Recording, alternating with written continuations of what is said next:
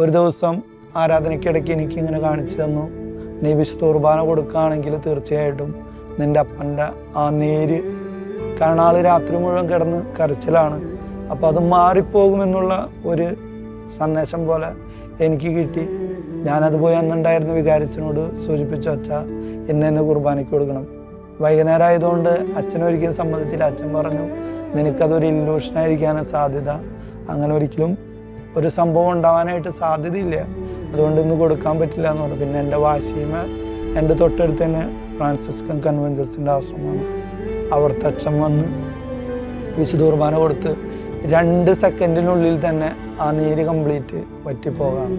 അത് സത്യം പറയുകയാണെങ്കിൽ അവിടെ ഉണ്ടായിരുന്ന എൻ്റെ വീട്ടുകാർക്കും എനിക്ക് തന്നെയും അവിശ്വസനീയമായിട്ട് അത് തമ്പുരാൻ ഇന്നും ജീവിക്കുന്നവനാണെന്നുള്ള ഒരു തിരിച്ചറിവ്, ഒരു ബോധ്യം എനിക്ക് നൽകി.